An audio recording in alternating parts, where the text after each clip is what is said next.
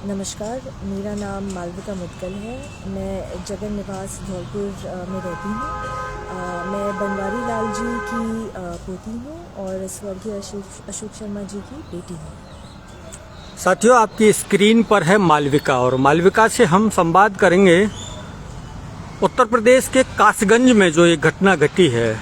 जूही यादव एक बेटी है, पढ़ी लिखी टीचर, और नरेंद्र यादव उनके पिता हैं, वो भी भौतिक विज्ञान के लेक्चरर। लव मैरिज या अरेंज मैरिज, इस मुद्दे पर दोनों में बहस हो जाती है। और बहस क्या हुई, पिता को इतना गुस्सा आया कि घर की रिवाल्वर से बेटी को गोली मार दी और उसके बाद खुद को भी गोली मार दी। 2 सपनों की मौत हो गई। इस विषय पर मालविका एक पढ़ी लिखी युवती के नाते क्या सोचती हैं, सीधा सुनते हैं मालविका से। जी, एक तो मेरे पास आके मेरी टिप्पणी लेने के लिए धन्यवाद। मैं इस विषय को एक बहुत ही पर्सनल रूप से ही देखूँगी, क्योंकि मैं खुद एक बेटी भी हूँ और पढ़ाई में मैं बहुत रुचि रखती हूँ। देखिए, जो युवती थी जूही और जो उनके पिताजी थे नरेंद्र यादव साहब, एक तो दोनों ही शिक्षक थे।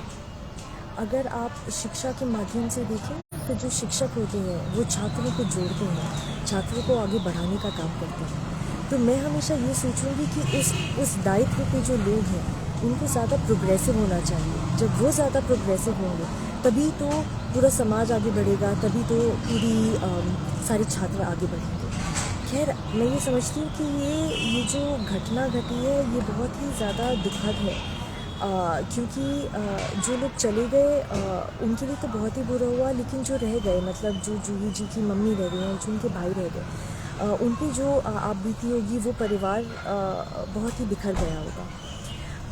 अब अगर हम बिल्कुल एग्जैक्ट सिचुएशन को देखें कि दोनों के बीच में क्यों झगड़ा हुआ, तो झगड़ा इसलिए हुआ कि नरेंद्र जी चाह रहे थे कि उनकी बेटी की वो शादी कराएं, पर बेटी जो जूही जी थी शायद वो किसी लड़के को जानती थी और वो चाह रही थी कि उस लड़के का परिचय कराएं अपने पापा से और उससे शादी करवाएं। यहाँ मुद्दा लव मैरिज या अरेंज मैरिज का नहीं है।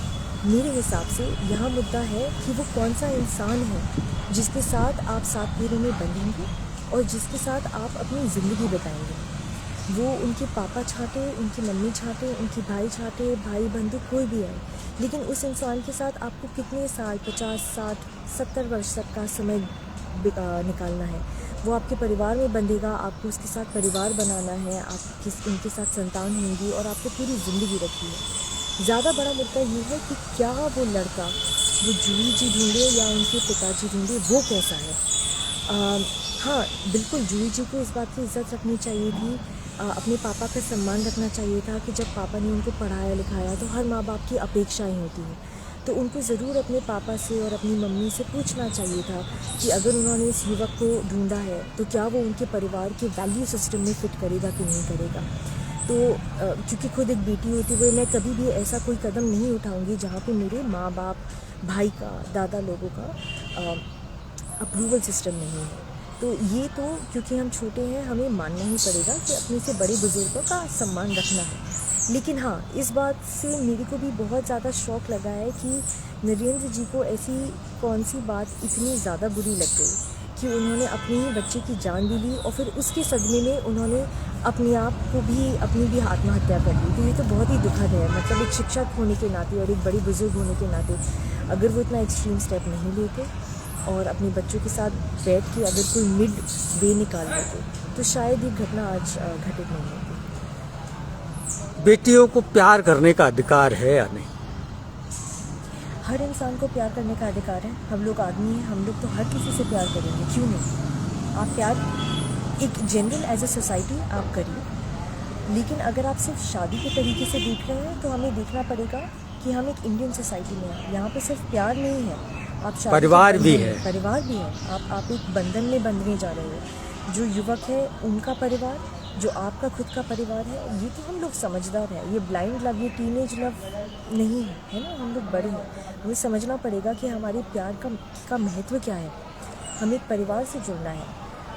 अगर आप समझते हैं, अगर आपके परिवार ने आपको इतना इंडिपेंडेंस दिया है, भरोसा किया है, तो आपको अपने परिवार के वैल्यू सिस्टम को ही आगे करना पड़ेगा। आपकी नज़र से इन दोनों में ज़्यादा गलती किसने की है? अगर आप मुझे बिल्कुल मेरे नज़रिया से देखें और अगर मैं कंपेयर करूं कि मेरा खुद का रिश्ता मेरे पापा के साथ कैसा था, मेरा रिश्ता मेरे पापा के साथ बहुत ट्रांसपेरेंट था। मतलब मेरी कोई भी मन की इच्छा हो, कहीं विदेश घूमना हो, कहीं सर्विस करनी हो, कहीं कुछ भी काम करना हो, हम हमेशा बैठ के ऑन द टेबल एक ट्रांसपेरेंट डिस्कशन करते थे। मुझे ये कॉन्फिडेंस था कि मैं अपने पापा से अपनी मन की बात कह सकती हूँ और मेरे पापा को कॉन्फिडेंस था कि अगर उन्होंने मना किया तो मेरी बेटी मेरी बात काट के नहीं मान चलेगी, है ना। मैं हमेशा उनकी बात रखती थी।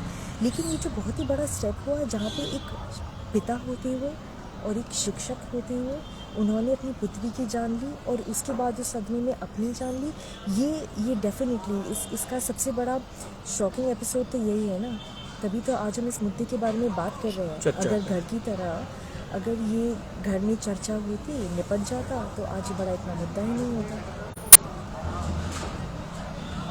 बेटी दोषी है? बिल्कुल। किसी भी लड़ाई झगड़े में कोई भी चीज़ सफ़ेद और काली नहीं होती, ब्लैक एंड वाइट कुछ नहीं होता, शेड्स ऑफ ग्रे होते हैं। अगर आज दो लोगों में डिस्प्यूट हो रहा है तो दोनों दोषी हैं, लेकिन ये दोनों की जिम्मेदारी है कि वो कैसे एक मिडिल ग्राउंड ढूंढें कि आगे वाले की इज्जत भी रहे, सम्मान भी रहे और एक बीच का रास्ता निकाला जाए। एक्सट्रीमिज़म तो किसी भी फॉर्म में सही नहीं रहता। आप एक समाज को चला ही नहीं सकते एक्सट्रीमिस्ट फॉर्मेट में होकर। पिता को छूट देनी चाहिए थी या नहीं?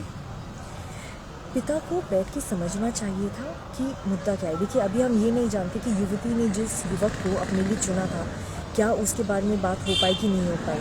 क्या पापा को सिर्फ इस बात से दिक्कत थी कि वो लव मैरिज कर रही हैं और वो अपनी ही पसंद की करवाना चाह रहे थे, या फिर उन्होंने कहा नहीं, आपने जिस युवक को पकड़ा है, ये जिस युवक को ढूंढा हुआ है, ये युवक सही नहीं है। तो वो तो जब पता चलेगा तब हम देखेंगे। लेकिन हाँ, ये जैसे छोटों का हमारा ये कर्म होता है कि अपने से बड़ों का सम्मान करना है, वैसे ही बड़ों का भी कर्म होता है कि अपने छोटों को प्यार देना है, समझाना है और अगर कहीं दिशा से भटक रहे हैं तो सही तरीके से दिशा पे लाना है। मार्गदर्शन तो हमेशा बड़े लोग ही करेंगे।